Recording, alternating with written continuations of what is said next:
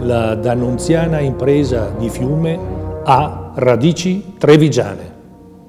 Ci siamo lasciati con Gabriele D'Annunzio che parte da Venezia. Nella grande auto, oltre al poeta, salgono il tenente Frassetto, il tenente Keller e la tendente Rossignoli.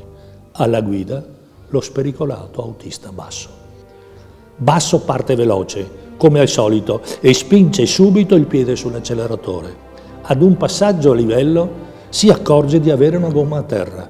Tutti scendono dalla macchina, preoccupati non per la gomma, ma per la salute del comandante che ha diffusi tremiti causa la febbre crescente. A Ronchi, il Frassetto indica a Basso dove fermarsi e va di corsa a annunciare dell'arrivo di D'Annunzio al maggiore Reina e agli altri giurati.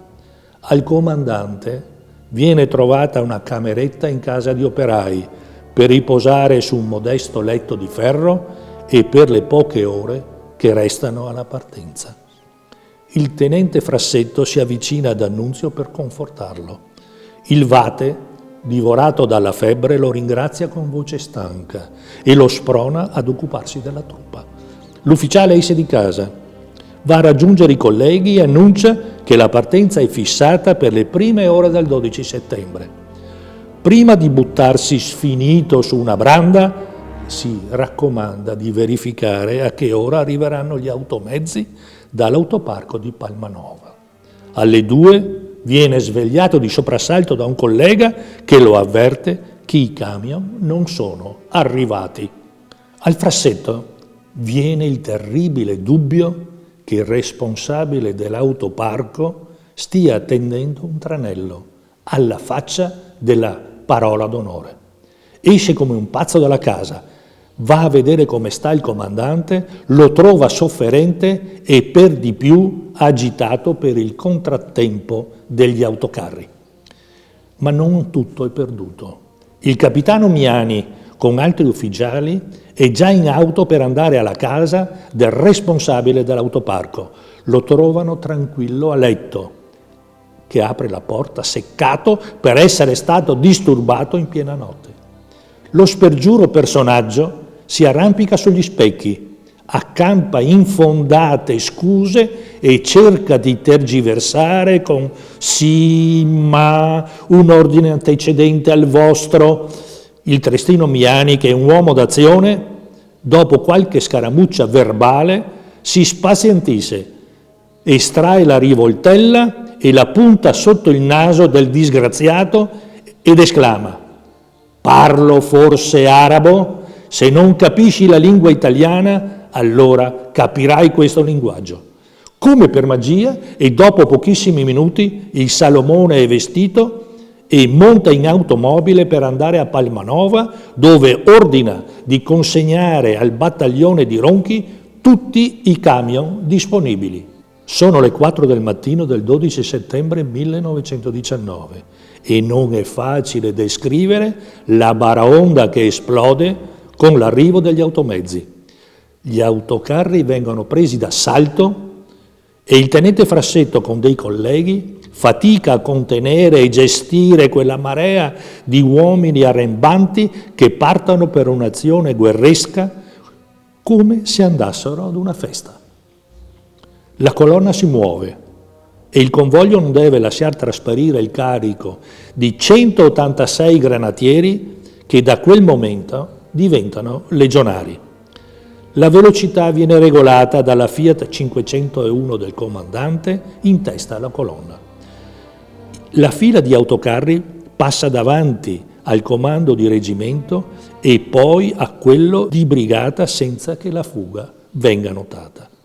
Lungo il percorso vengono caricati altri granatieri fino a riempire gli automezzi all'inverosimile. Nel cuore dell'Istria si aggregano con un frastuono di grida e di motori dei reparti di bersaglieri in bicicletta e dei carristi con le loro autoblinde. In quel momento avanza una macchina con a bordo il generale Pittaluga, comandante del presidio alleato di Fiume. Il generale scende, si avvicina ad D'Annunzio e chiede dove è diretto. «A Fiume!» risponde il comandante. Le ordino di retrocedere, incalza il Pitaluga, altrimenti sono costretto ad imporglielo con le armi. D'Annunzio scatta in piedi e, scandendo le parole, pronuncia la celebre frase: «Ella, generale, sparerebbe sui miei soldati che sono fratelli dei suoi? Ebbene, prima degli altri, faccia fuoco su di me». E, mostrando i segni del valore e del martirio, riprende: «Generale, lei ha 2 mire, la medaglia d'oro e la placca di mutilato. Dia l'ordine di sparare». Il generale rimane interdetto e, dopo deboli insistenze, si avvicina al comandante, gli porge la mano e con voce fioca esclama: «Non io farò spargere sangue italiano».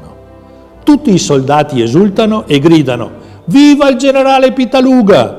La colonna prosegue e la trave di sbarramento di Fiume viene frantumata in 1000 pezzi da una potente auto blindata.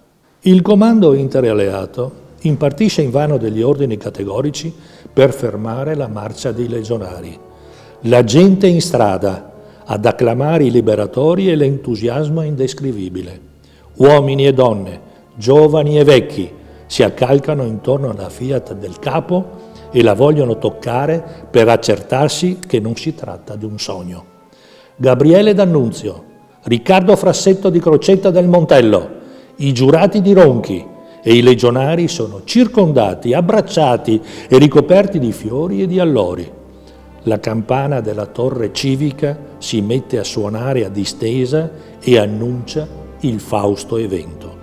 Sono le ore 11 del 12 settembre 1919 e il comandante D'Annunzio alza la bandiera italiana sul pennone più alto della piazza principale di Fiume. Una folla enorme ed esultante assiste allo storico evento e non riesce a frenare le lacrime di gioia e l'immenso giubilo.